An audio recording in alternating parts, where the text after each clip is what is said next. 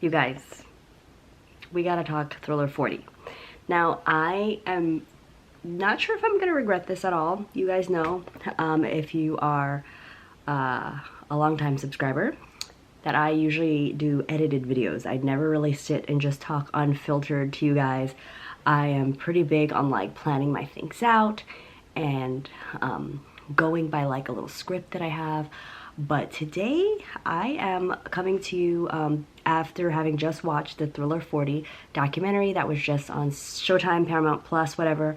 And I wanted to talk to you guys about my first thoughts. I've seen a lot of chatter online, whether that's on Twitter, on MJFAN Facebook groups, and all that. And I wanted to come with my experience because I did just watch this, and I sat down and watched it after my daughter went to sleep with my husband, who is also a Michael Jackson fan. And yeah, we have a lot of thoughts, and I'm gonna speak from my perspective, but I'm also gonna incorporate some of what he thought as well, and also like refer to some of the things that I've seen online from other fans. So Thriller 40. I had a lot of expectations for this, but I think because number one, so let me backtrack, okay? So first of all, 40th anniversary of Thriller was last year. We are, well, not last, well, was it? Now I'm like totally getting, yeah, it was last year. Right now it's technically Thriller 41. It's the 41st anniversary of Thriller. And so the documentary comes a little bit later than expected, but hey, that's okay. Everybody was like kind of waiting on this. We were all excited about it. If you didn't know, kind of like the first documentary that came out by the estate was done by Spike Lee, and it was called Bad 25, commemorating the 25th anniversary of Bad.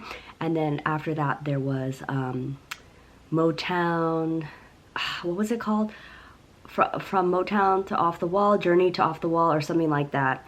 And that was also done by Spike Lee. And so I think I was a little bit spoiled there because I loved those documentaries. Not only did I feel that I learned so much, I came away from those documentaries feeling like really inspired and really just feeling like I got a sense of like who Michael was at the time a little bit more than I had in the past. And I've been a fan for my entire life, what, like going on like 30 years now or more.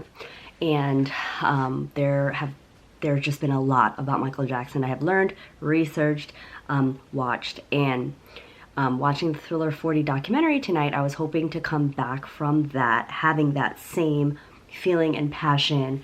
And to be honest with you guys, I'm not sure why, but I didn't exactly feel that. And so I just want to kind of go through everything as I experienced it watching it for the first time.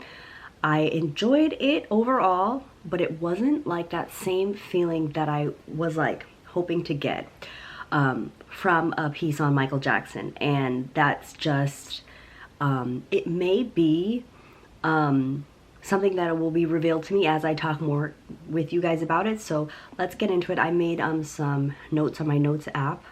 And so yeah, let's just get into the meat and potatoes of it all. So I actually stopped the camera just to make sure that everything was good with the view and everything like that. But so let's start from the beginning, you guys. So I will say that I really enjoyed who was featured in this documentary.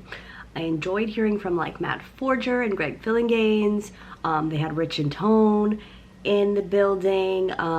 So many different people that participated. I loved how they included some clips of Bruce Willis and of course some of the voice of Quincy Jones and some other like really people that were instrumental in the making of the album, you know.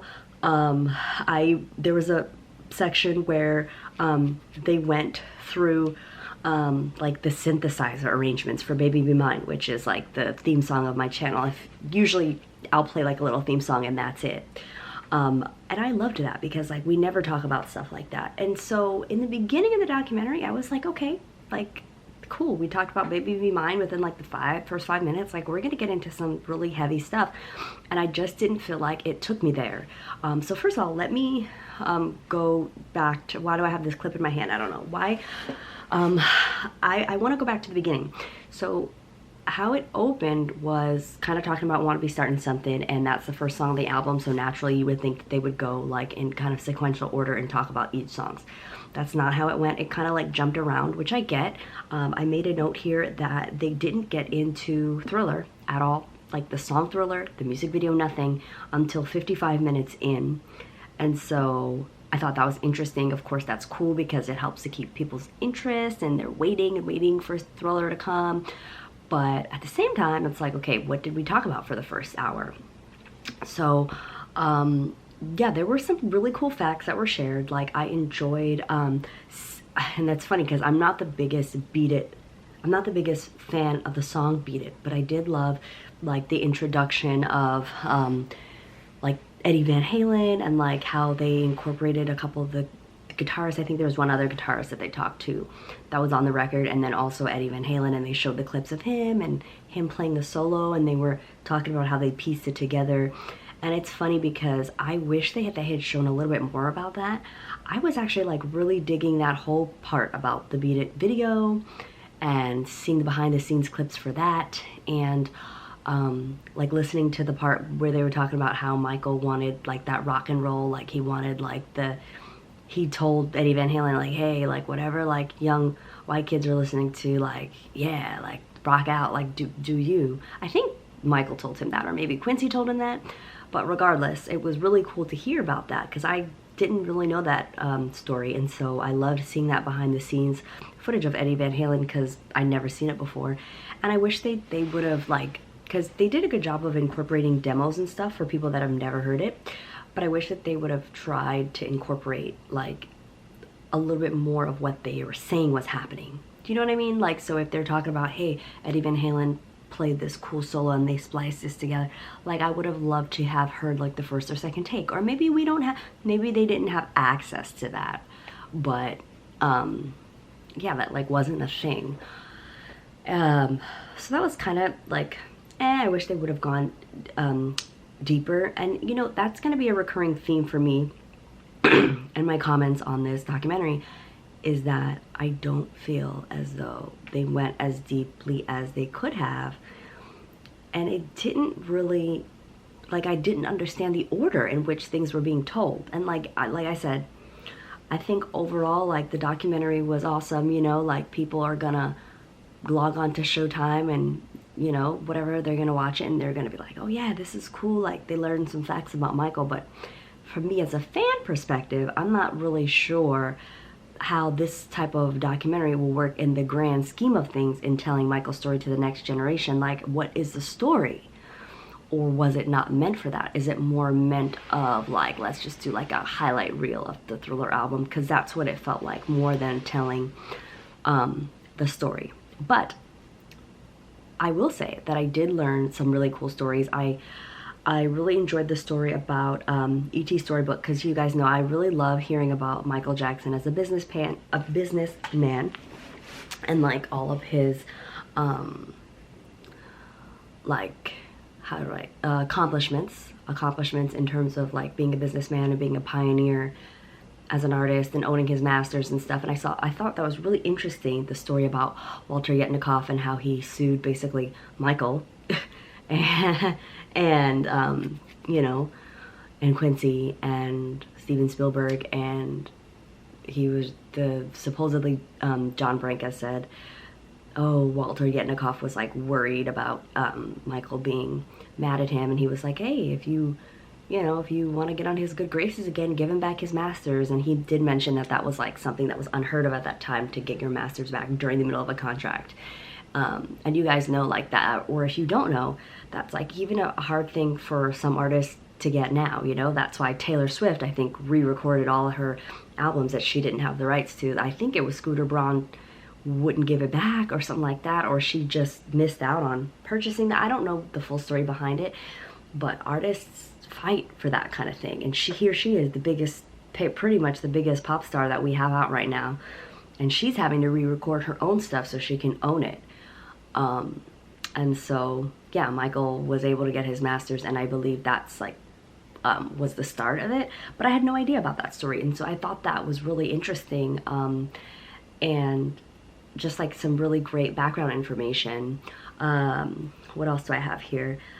I loved how they talked to John Landis about like the Thriller video, and how John Landis was like, hey, that was a good, like, they were talking about the scene where Michael and Ola Ray are dancing down the street, and John Landis was like, hey, like, that was good, but it wasn't great. Like, and if it's not gonna be great, like, why do I have Michael Jackson here? And then he said that the next take that they did was great, and it was cool because it was like, hey, like the, you know, producer or director, I think, I don't even know which I don't even know which is which. Like, it's late, it's like midnight right now. It's close to midnight.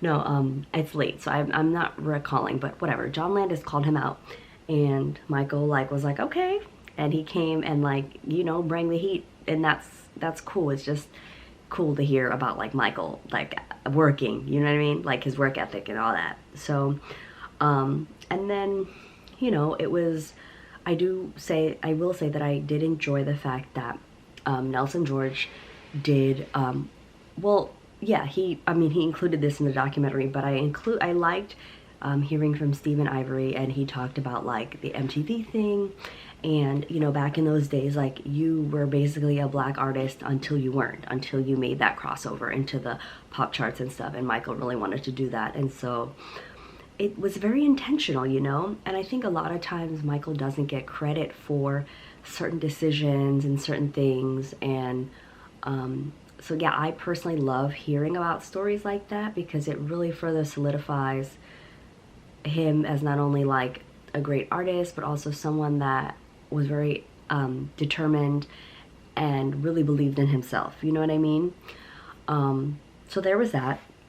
And so those are like the things that I liked. I will say, like I said, now there are some cons that I want to get into, and I don't want to sound like negative, right? Because I am a Michael Jackson fan. I am one of the, which I feel like is,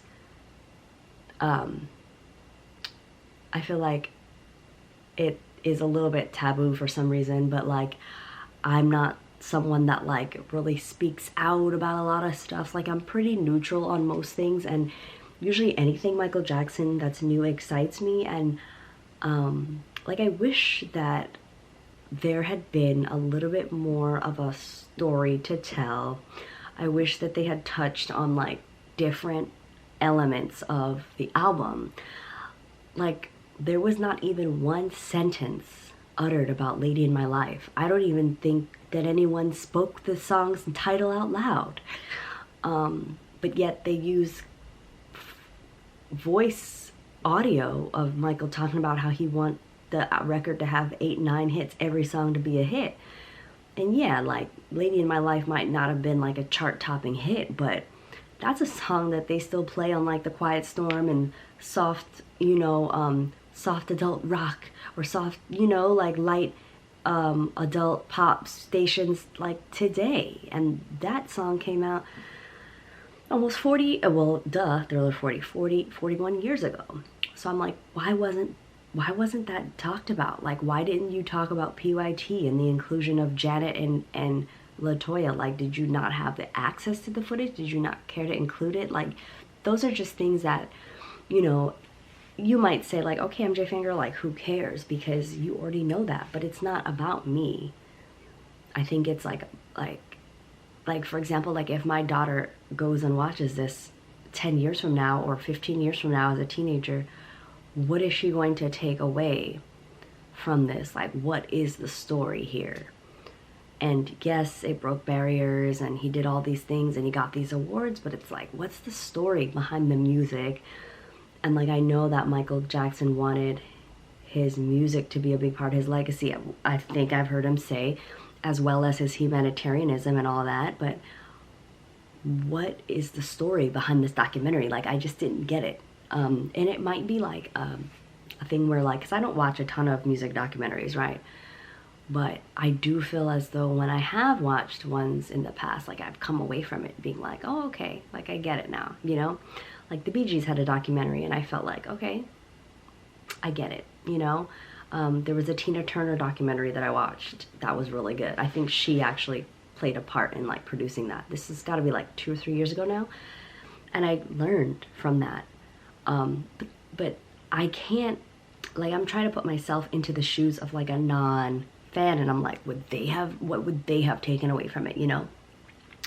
So, yeah, so just to get into a couple other things that I noticed that I was like, I'm never really impressed to like with this BTS thing. I know that people love BTS, so I don't want to be like a polarizing figure on speaking on that. Like, I have all the respect in the world for BTS, and I understand the inclusion because it's like trying to, you know what I mean, like bring it back to like current day. But I also feel like, is it dated? Because 2 years from now, is BTS gonna be still the big hot thing? Like, if people watch this then, like 20 years from now, is that gonna, like, I don't know. Anyway, so BTS, and then I wrote down Polo G, the rapper. I actually wasn't familiar with him. I was surprised that they just didn't mention Offset, because he is a part of the Migos, and he obviously loves dressing up like Michael Jackson, and but then again, this was about the Thriller music, right? So maybe that's why. Okay, so 2 other things. Lastly, I wish that they had been given more context onto like some of the people and who they were. So like the Waters singing group, still don't know what they sang background on besides "Wanna Be Starting Something." Like, I had no idea. Like, I wish there would have been a sentence like, hey, we are the Waters and we sang with Michael on 3 records on the Thriller album. You know what I mean? Like, that would have been cool. Or like Greg Philliganes, did they ever say that like he was like the musical director, tour ranger for the tours and this and that, and he appeared on all these albums? Like, they didn't really say. And even Matt Forger, like, he has so much information to share, and the fact that like I didn't really feel like they included it. Who knows, he probably shared it, but it wasn't included. Like, it makes me wonder like what else was on the cutting room floor, you know? I did really also want to say that I'm not really sure about, well, you know what, I'm gonna save that for Patreon, because there's something that I'm like, it's been in my mind since I watched the MJ the Musical, and I want to share that with some of you guys. So if you're interested, go to my Patreon. I just don't want to talk about that on YouTube, but yeah, there's one point that I'm going to talk about over there. If you go to my Patreon, it's MJFANGIRL, and you can get access to all the other old videos. But I'll be honest, I'm not very active on Patreon. But I will say that some stuff is going to have to go behind that wall, because yeah, there's just a couple of things that are like a little bit too controversial to talk about on YouTube, if you know what I mean. But last thing, because I'm actually falling asleep and I'm getting tired. I really loved the unreleased footage, and I wish that there was more. Comment down below and let me know what your favorite piece of unreleased footage was from this entire thing, because for me, it was, and this is so crazy because it's like there was so much of him like behind the scenes, like in music videos and all that, and and him talking, basically like the audio. And I think my husband mentioned this, MJJ Anonymous, if you want to follow him. He mentioned like a lot of that audio with him in the green shirt. We heard that audio before, like as on the making of Thriller. It's just we never saw that actual video of him talking, right? We think. Comment down below if you know. But I was gonna say that, oh my gosh, I'm losing my train of thought. Oh no, my favorite moment, sorry, there we go. I wasn't focused. My favorite moment was the moment that Michael was just like chilling in the parking lot with like John Landis and one other guy, and I just thought that was so cool. Like, it just looked like just so like normal. And it's just funny because it's like, wow, like Michael Jackson just chilling in a parking lot. Like, who would have thought? Because to me, and to you guys that are watching, probably Michael Jackson's like a superhero out there, you know? He's just like otherworldly. So it's really cool to see him just in like those everyday scenarios. But all right, so if I had to give the documentary a rating, I would rate it at 6.5 out of 10. Like I said, I love like Nelson George's first book about Michael. I love the inclusion of like some of the artists that they included, like the Maxwell and the Mark Ronsons and Mary J. Blige, Usher, of course. But like, I wish that there was a little bit more of a deeper story that they told in relation to the album. So I'm curious. Let me know what your thoughts about the documentary are below. I am going to hang this up, and I can't believe I'm gonna even post this, but like if I don't get this up, I'm not gonna post. And I was just telling MJ Anonymous that I was just like, dude, like if I don't share my reaction tonight, I don't think I'm gonna feel compelled to do this tomorrow. So yeah, so like I said, those are my thoughts. These are my opinions, and I'm just trying to be honest with you guys. I just, you know, I've always come back from something new Michael Jackson related just feeling really inspired and really like pumped up and stuff, and I didn't feel that way this time. So yeah, but I mean, he did a good job. Like I mean, who am I to like judge, right? I'm just a fan, but I'm curious to know what you guys' thoughts are down below. Loved the unreleased footage. That's always a blessing. Hey, maybe Spike Lee will be back for Dangerous 50, 30. I don't know. Will he be back for History album? Yeah, we'll see whatever the estate decides to do next in terms of documentaries. But yeah, I would love to get the discussion going down below. I'm going to be responding to comments tomorrow. Right now it's Saturday, so, and it's past my bedtime, you guys. So thank you guys for watching, and yeah, I'll talk to you later. Bye.